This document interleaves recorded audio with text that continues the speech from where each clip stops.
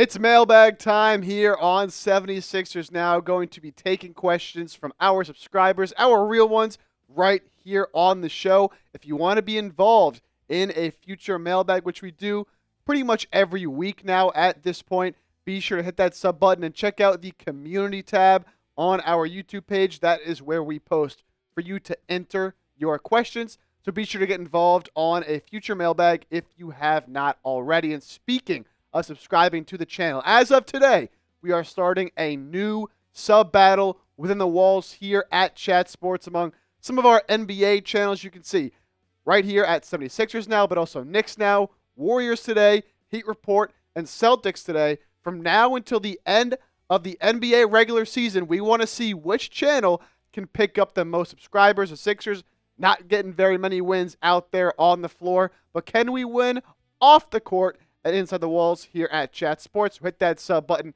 near daily 76ers videos right here on the channel. Let's get into the mailbag now. First question from Kevin Garnes. Should the Sixers get rid of Embiid and Paul George, build around Tyrese Maxey and the youngins?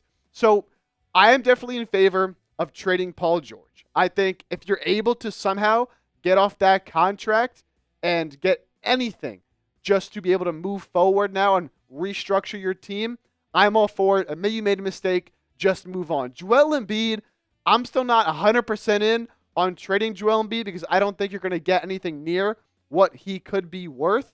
But at the very least, we know he's probably not a part of this long-term future. The guys that you have to make sure that you prioritize the rest of the season, giving minutes to, and building around, of course, Tyrese Maxey, as Kevin did mention in his question. But then these other guys I would like to see stick around long-term. Jared McCain, of course, we know is going to be here for a while. Hopefully, he bounces back and plays like he was before his injury. I like what I've seen from Quentin Grimes in the limited action he has seen in Philadelphia since being traded from Dallas. He plays hard and he can shoot the ball well. Ricky Council has his moments, some inconsistencies, but still just 23 years old. And, of course, a player that I would like to see get more consistent minutes. Sometimes he's in the rotation. Sometimes he's not. Nick Nurse, give him some more consistent minutes. Justin Edwards, what a story he has been. Number 3 overall recruit coming out of high school, was okay at Kentucky, but did not get drafted in the 2024 NBA draft. Signed as a UDFA with the Sixers, and now Philadelphia has given him a standard NBA contract, so he'll be here for the next couple of seasons. Love what I've seen from him in his young career.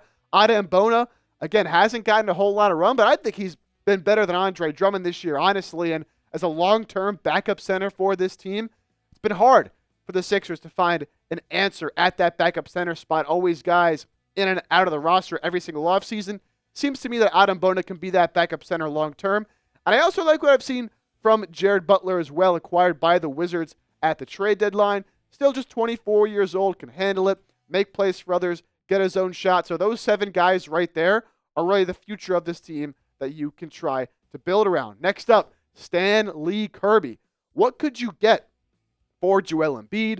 Does any team even want him? And I'm pretty sure nobody wants Paul George. So let's start with Joel Embiid here, because a Joel Embiid trade is so interesting to think about an actual realistic possibility of this happening, because what is his value around the league? What do other teams perceive him as at this point in his career? I mean, he's just one season removed from being the NBA MVP and being a top 3 player in this league, but he's never really had the same playoff success. Of course, the injury concerns are really at the top of every team's mind when thinking about maybe trading for Embiid, combined with the long-term contract he just signed. It's going to be paying him a ton of money over the next 3-4 seasons. So what would other teams actually be willing to give up when you don't know if you're going to be getting Joel Embiid on the court? And if you're the Sixers, are you going to get an offer good enough to actually accept it, considering you know what Joel Embiid can be when he is healthy? Like, are you actually going to be able to get multiple first-round picks and a young cornerstone piece and other talented players? I really don't think you will be able to. And so I see a lot of people saying, oh, let's trade Embiid, let's trade Embiid.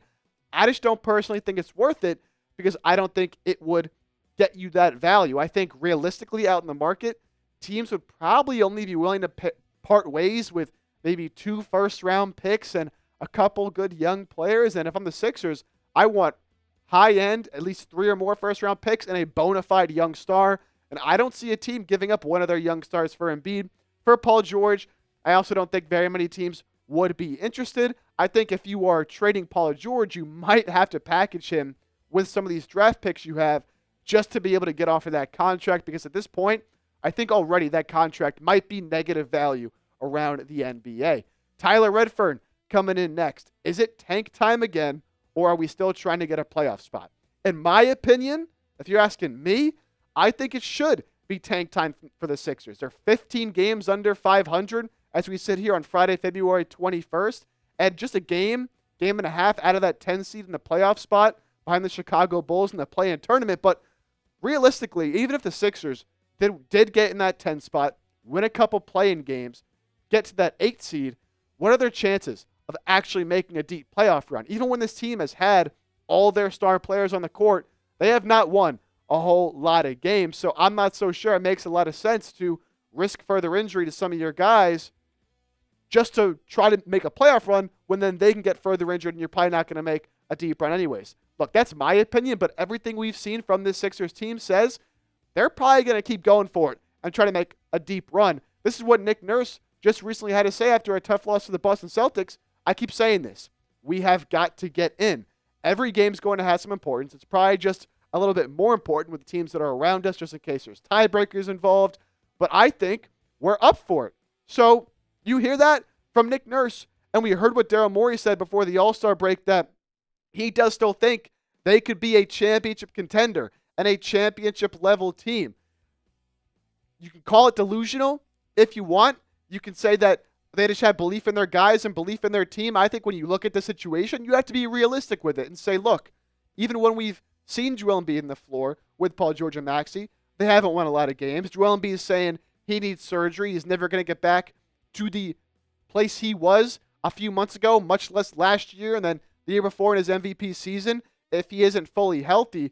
So I think you should be not tanking per se, but sit Embiid, sit Paul George, let the young guys play. If you get there and they win you games, you get there. If not, you hope you get that top 6 pick. You look towards a draft and you look towards next season. But do you agree with Nick Nurse and Daryl Morey? The Sixers should try to make that playoffs. Do you agree with that statement? If you do, type A for agree. If you don't, and you're like me and you feel like they should be prioritizing long-term, the future, the young guys, and resting some of their veterans, type D for disagree. Still a few more questions to get to on the mailbag, but it still is not too late to get yourself some fresh Eagles Super Bowl gear. I got myself this hat that you see on screen right now. Super Bowl 59 champs, baby. It is sick. You got shirts like this one right here. Got the W, just to commemorate and always remember that dominant Eagles victory over the Kansas City Chiefs. A nice throwback shirt just like this one, showing that the Birds are the champs. And then this cool hoodie. Chase actually has this hoodie and has been wearing it around the office the past few days. I think it's sick. I'm probably going to go get myself a hoodie as well. If you want to get yourself some gear, chatsports.com/EaglesSB is that link. It'll let Fanatics know that Chat Sports sent you. We'll have that link in the comments section as well as the description of today's mailbag. Back to the questions. This one coming in from Sniper1356. Do you think at some point the organization trades Tyrese Maxey, whether it's by his request or by the organization's incompetence, because they're unable to build around him with the Paul George and Embiid contracts? I'll tell you what, I hope not, because that would be an absolute disaster, and everybody in Philadelphia would be calling for Daryl Morey to be fired if he ever even gave an inkling, a thought, that he might be trying to trade Tyrese Maxey. But in all seriousness, I don't think they would ever go down that route. Look, he's your young star, 24 years old. I think the team sees and values exactly what he can do with what we've seen from him this year, the 4th leading scorer in the NBA right now, what we saw in the playoff series against the New York Knicks, and they just paid him that massive, massive contract. I get that when you're, hamstringed per se by some of these big deals like Embiid, Maxey, and Paul George, you don't have a lot of money to free up to improve the roster and make changes as you see fit every year. But the solution to that is not by trading your 24-year-old all-star point guard who is only going to continue to get better, and as shown, even when he's the only good player out there on the floor for Philly, can still do nice things. So I think if you are going to trade anybody to try to make make moves to improve the roster, it's probably Embiid or Paul George. Now, could he request a trade? I don't see Maxey being that type of guy, just knowing the kind of person he is and the personality he has. But you never know in the NBA. Maybe a year or two down the line, things don't get any better for Philadelphia. They continue to lose games. He becomes frustrated. He asks out. And at that point, there's really not much you can do. And I guess at that point, you would trade him and try to hope to get something for him. But let's just hope we never even get to that point. And I really do not think Daryl Morey would ever consider trading Tyrese Maxey. Next, we got Robert S. Down 6702. How far could the Sixers go with a core of Maxey, Oubre, Butler, Grimes, Edwards, Walker, Yabusele, Bona, Council, Drummond, Gordon, Dowden, and Lowry? I am not emphasizing Embiid or George because of their health. So basically, how far could the Sixers team go without Joel Embiid and without Paul George? Well, look, obviously, if you don't have Embiid or Paul George, if you're saying like you're trading them, you're obviously going to get stuff back in their replacement. But if we're just looking at the guys that you named, to be honest, it's not a very, very talented team. Your only real all-star, Tyrese Maxey. Now, you hope Jared McCain might be able to get there at some point, who I don't even think you initially mentioned there. But again, hopefully, with his injury, he does get back to what he once was. Even still, just without Embiid and George, when this team has played without them this year, they have been just terrible, and they haven't been good with those two either. But I don't think you can really roll the dice and say only Maxey can be the guy to carry this team.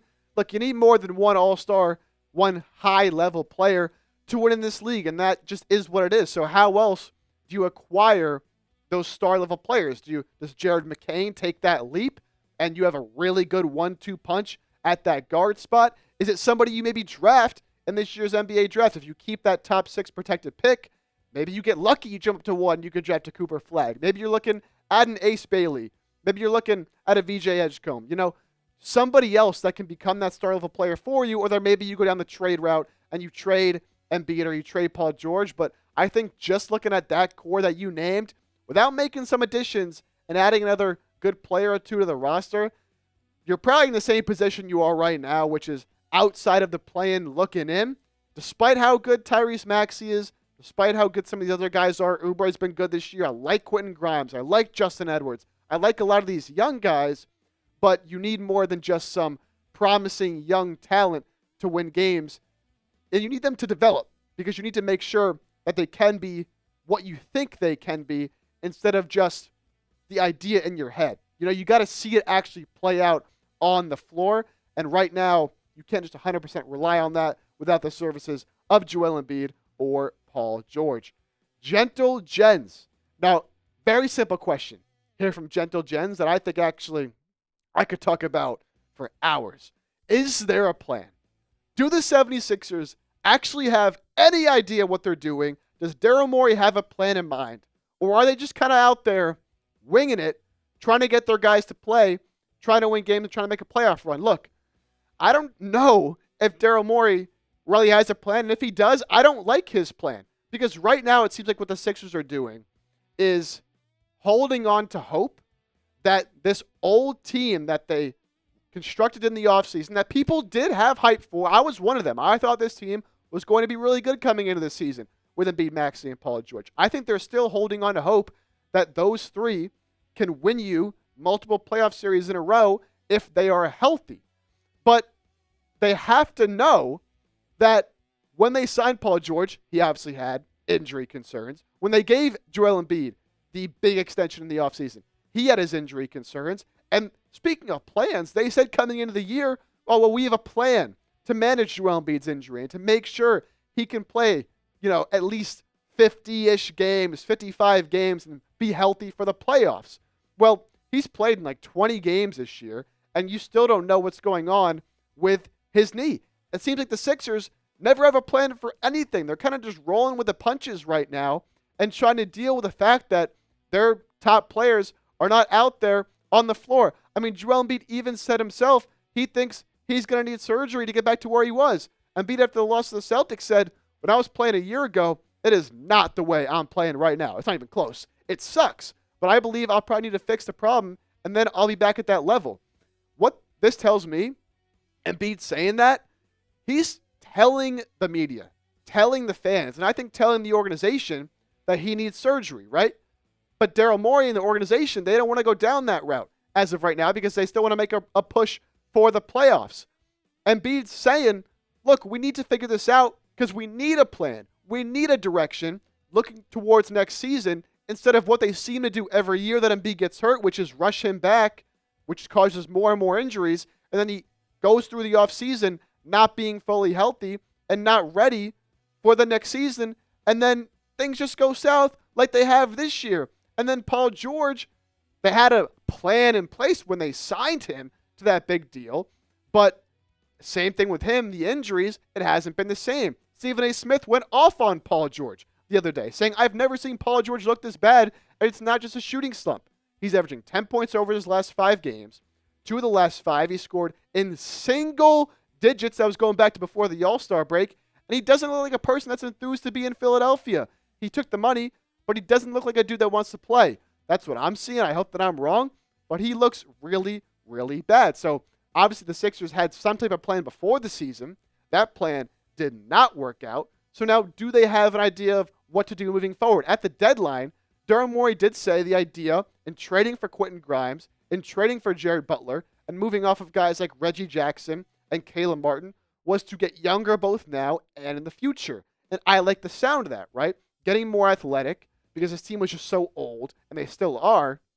But you need to commit to that plan now. You can't be like 1 foot in, 1 foot out. If you want to commit to the youth, well, then go all in. Commit to the youth and sit your guys. Otherwise, it's kind of like what the Warriors have been doing for a while with the older guys like Steph and Clay and Draymond when they were on the squad, but then also trying to usher in the young guys like Jonathan Kuminga and Moses Moody. They had to make decisions, so they let Clay go. And now they're trading for Jimmy Butler, so at least they're committing, to that final last push. The Sixers try to do that. It's not working out. They got to figure something else out because right now it seems like they don't really have a plan. They're just hoping that they can get guys healthy and maybe they can win some games, even though they have not shown an ability to do that this year, even when fully healthy.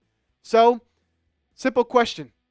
Do you trust Daryl Morey as the general manager of this team? The guy making all the choices, making the decisions, having the vision and the idea for what this team can be. Look, I've been a Daryl Morey fan throughout his time in Philadelphia. I thought he's been able to make good moves, such as getting off the James Harden deal when he wanted out and still getting decent value for him. But this year has not been a good one for Daryl Morey. So right now, I'm probably right in between. I'd probably still say I trust him, but what he does this offseason will be big. So let me know, do you trust Daryl Morey? Y for yes and for no. Before we hop on out of here, give me a follow over on X at Jake Chipper. Always talking about the Philadelphia 76ers. Anytime we post a video here on the channel, I put it up on my Twitter so that you know when we have new content coming out. So if you just want to, chop it up a little bit over on X, get more talk on the 76ers, be sure to follow me over there, and we'll catch you next time here on the show.